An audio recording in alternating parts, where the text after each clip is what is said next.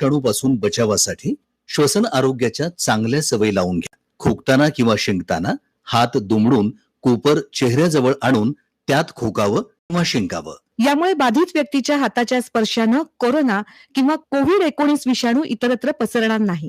घाबरू नका, काळजी घ्या.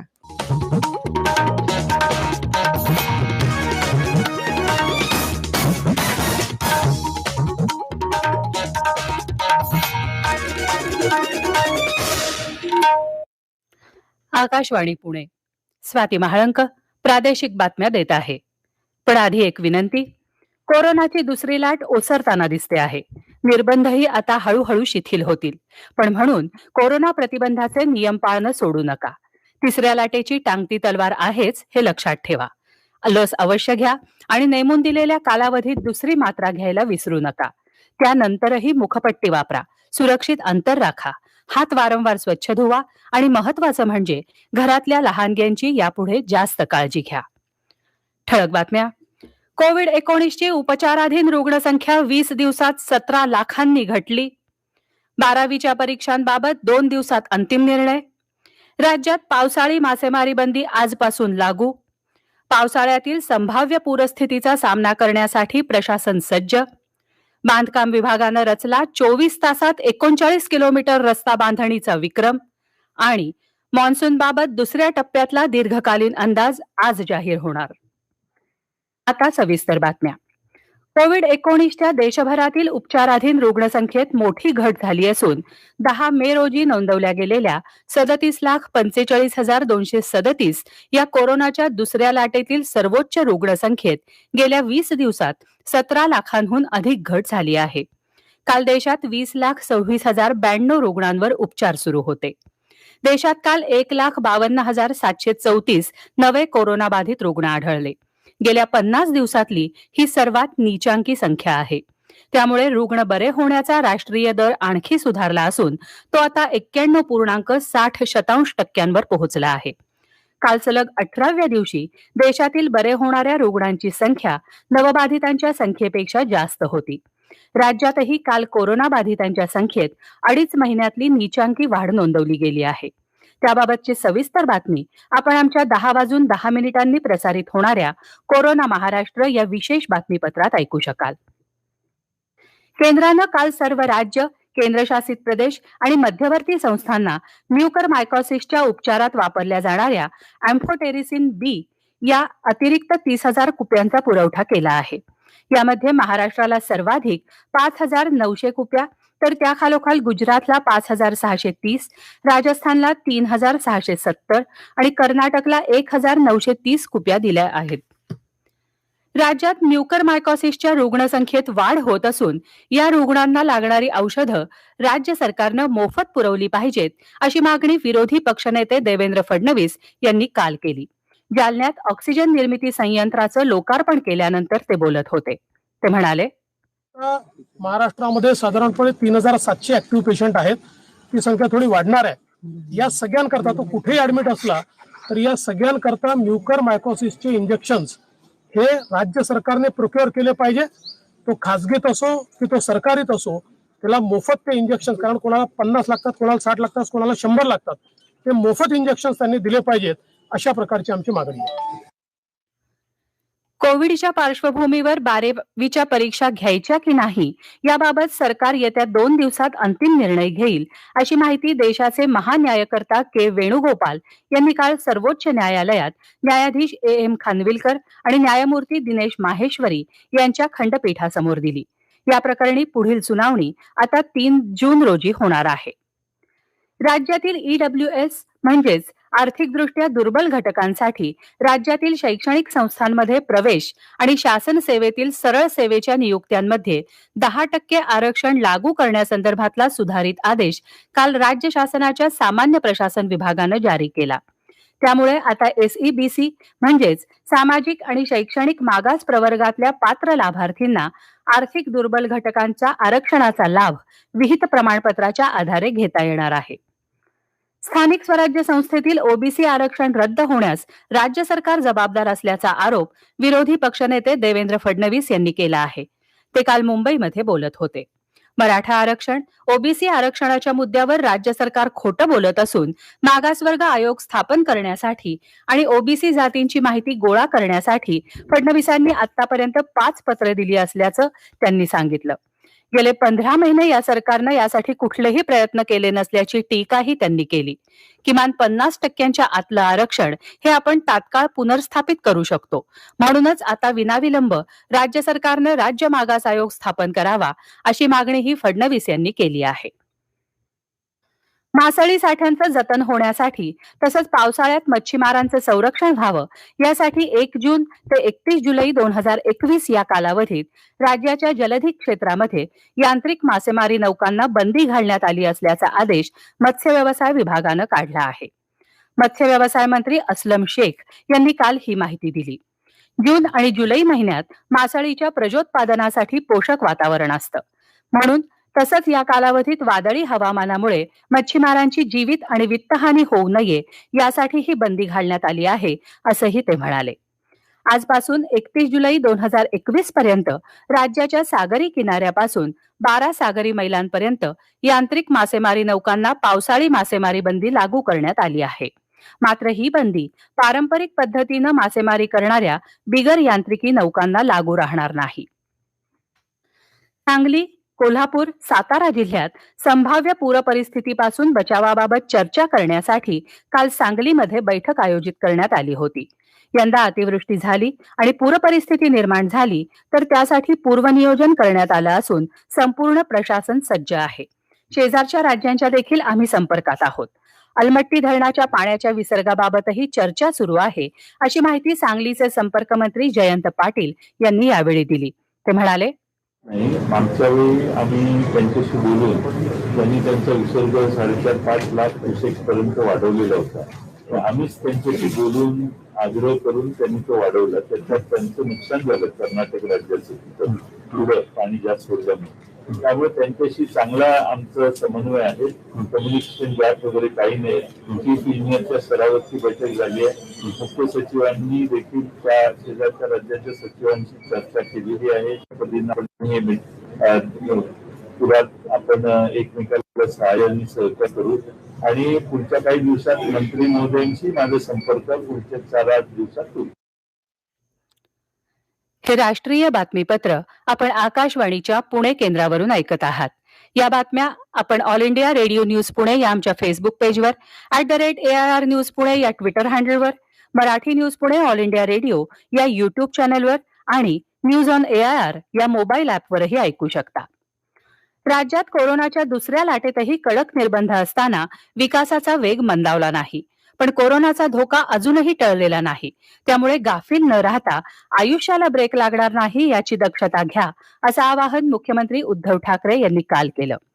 मुंबईत डहाणूकरवाडी ते आरे स्थानकादरम्यानच्या मेट्रो मार्गिकांच्या चाचणीचा शुभारंभ मुख्यमंत्री ठाकरे, उपमुख्यमंत्री अजित पवार, महसूल मंत्री बाळासाहेब थोरात आणि नगरविकास मंत्री एकनाथ शिंदे यांच्या हस्ते करण्यात आला. त्यावेळी मुख्यमंत्री बोलत होते. नाशिक पुणे द्रुतगती प्रस्तावित रेल्वे मार्गासाठी केंद्र सरकारनं मान्यता दिली असून या रेल्वे मार्गाचं काम जलद गतीनं सुरू करण्यात येत असल्याची माहिती राज्याचे अन्न आणि नागरी पुरवठा मंत्री तसंच नाशिकचे संपर्कमंत्री छगन भुजबळ यांनी काल दिली. नाशिकच्या जिल्हाधिकारी कार्यालयात नाशिक पुणे रेल्वे मार्ग भूसंपादनाबाबत आढावा बैठक घेण्यात आली. त्यावेळी ते बोलत होते. सार्वजनिक बांधकाम विभागाअंतर्गत राजपथ इन्फ्राकॉननं सातारा जिल्ह्यातल्या पुसेगाव ते म्हासुर्णे हा 39.771 किलोमीटर लांबीचा रस्ता एका दिवसात तयार करून नवा विक्रम प्रस्थापित केला आहे. हे काम 3 सत्रांमध्ये एकाच वेळी 6 ठिकाणी सुरू होतं. याबद्दल आपला अनुभव सांगताहेत राजपथ इन्फ्राकॉनचे संचालक जगदीश कदम आणि राज्याच्या सार्वजनिक बांधकाम विभागाचे सचिव उल्हास देबडवार. ऐकू. काहीतरी सकारात्मक आपण समाजाला देऊ शकतो का याचा विचार ज्या वेळेला केला त्यावेळेला सार्वजनिक बांधकाम विभागाचे अधिकाऱ्यांनी आम्ही असा विचार केला की आपण हा विश्व विक्रम कितीचा आहे, 25.54 किलोमीटरचा आहे. एका दिवसामध्ये 24 तासांमध्ये त्याच्यापेक्षा जास्त डांबरीकरणाचं काम करण्याचा मानस राजपथने मनाशी बाळगला, अधिकाऱ्यांशी बोलणं केलं आणि ते आम्ही आता आजच्या दिवशी पूर्णत्वाला आणतोय. 2 महिन्यापूर्वी हे स्वप्न पाहिलं की 25 किलोमीटर पेक्षा जास्त लांबीचं काम आपण 24 तासामध्ये करावयाचं आहे आणि यासाठी संपूर्ण टीमनी रात्रंदिवस नियोजन करून आज हे काम सकाळी 7 वाजता आपण सुरुवात केलं आहे आणि 25 किलोमीटर जास्त लांबीचं काम आपण पूर्ण करत आहोत. जवळपास 400 पेक्षा जास्त लोक याच्यामध्ये इन्व्हॉल्व आहेत. या सर्वांच्या साठीचा हा अतिशय इन्स्पायरिंग एलिमेंट आहे. कोकण रेल्वे मार्गावर धावणारी दादर मडगाव जनशताब्दी एक्सप्रेस येत्या 10 जून पासून नव्या रंगरूपात धावणार आहे. येत्या 10 जून पासून कोकण रेल्वेचं पावसाळी वेळापत्रक लागू होत असून जनशताब्दी एक्सप्रेस दादर ऐवजी CST ते मडगाव या दरम्यान धावणार आहे. गाडीला खास पर्यटकांसाठी जोडण्यात येणारा व्हिस्टा डोम कोचही असेल. काश्मीर सद्भावना शिबिरामध्ये भारतीय सेनेच्या या प्रकल्पाअंतर्गत rotary club of Pune south, borderless world foundation आणि रोटरी डिस्ट्रिक्ट 3131 या मेडिकल टीमनं काश्मीरच्या कमलकोट, नावा, बारामुल्ला आणि नौगाम परिसरात सद्भावना वैद्यकीय शिबिराचं आयोजन केलं होतं. या शिबिरामध्ये पुण्याची मैत्रेयी पूर्णपात्रे सहभागी झाली होती. तिचा अनुभव ऐकूया तिच्याच शब्दात. त्या काश्मीरच्या बॉर्डर भागात जाऊन करोनाबद्दल देखील जागरूकता निर्माण करता आली. याबरोबरच मला त्यांच्या जीवनशैलीची ओळख झाली, त्यांचं आरोग्य, इतर काही समस्या मला कळल्या. या सगळ्या प्रसंगातून, अनुभवातून मला हे जाणवलं की माणुसकीसाठी भाषा, प्रांत किंवा संस्कृती कधीच आड येत नाही. माझ्या युवा जीवनात हे सर्व मला अनुभवायला मिळालं, माणुसकीची जाण झाली आणि या कॅम्पतर्फे खरोखरच सद्भावना पसरवण्यात मदत झाली.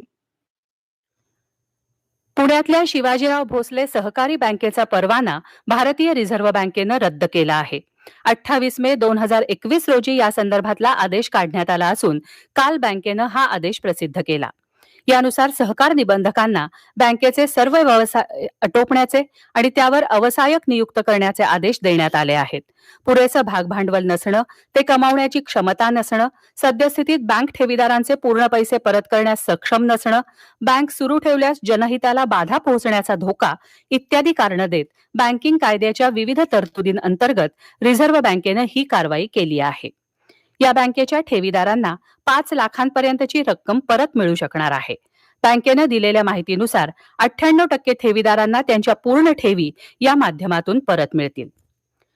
पुण्यश्लोक अहिल्यादेवी होळकर यांची 296वी जयंती काल राज्यात विविध ठिकाणी साजरी करण्यात आली. सोलापूर विद्यापीठाला पुण्यश्लोक अहिल्यादेवी होळकर यांचं नाव दिल्यानंतर त्यांच्या जयंतीचं औचित्य साधून विद्यापीठात अहिल्यादेवी होळकर अध्यासन उभारण्यात आलं आहे.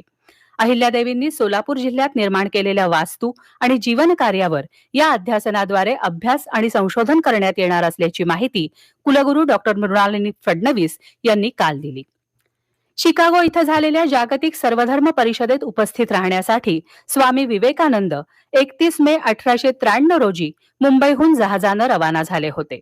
या घटनेच्या वर्धापन दिनाचं औचित्य साधून राज्यपाल भगतसिंह कोश्यारी यांच्या ऑनलाईन उपस्थितीत काल मुंबई आणि परिसरातलं सागरी प्रदूषण या विषयावरच्या एका जनजागृतीपर मराठी माहितीपटाचं प्रकाशन करण्यात आलं.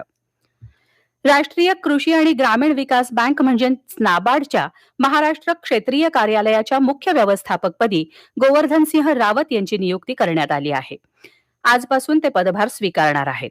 नाबार्डच्या सेवेत 1992 पासून रुजू झालेले गोवर्धनसिंह रावत यांनी यापूर्वी मनुष्यबळ व्यवस्थापन, राज्य प्रकल्प निधी, कॉर्पोरेट नियोजन, व्यवसाय पुढाकार, बँकिंग, सेवा क्षेत्र इत्यादी ठिकाणी 29 वर्ष सेवा केली आहे.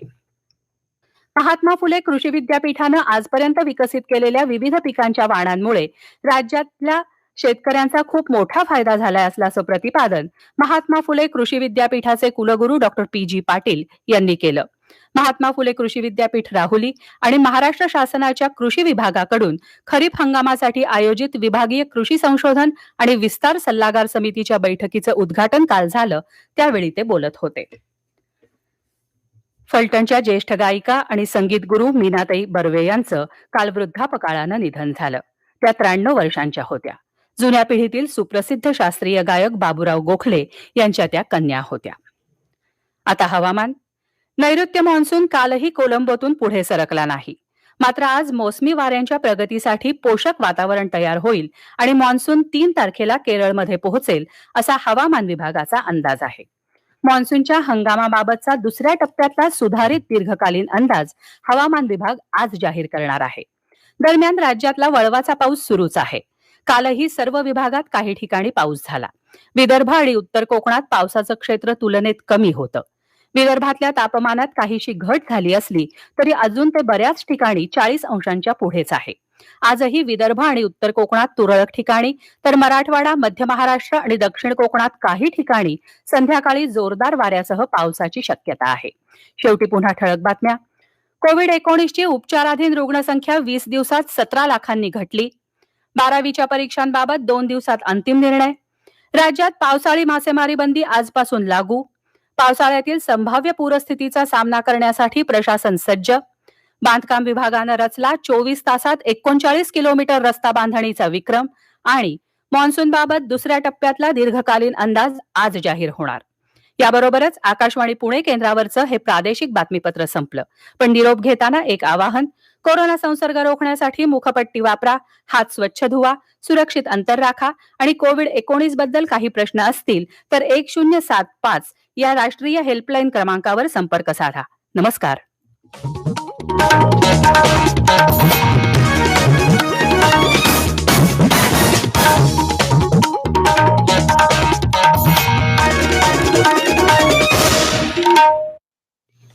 आमची यानंतरची उद्घोषणा लगेचच.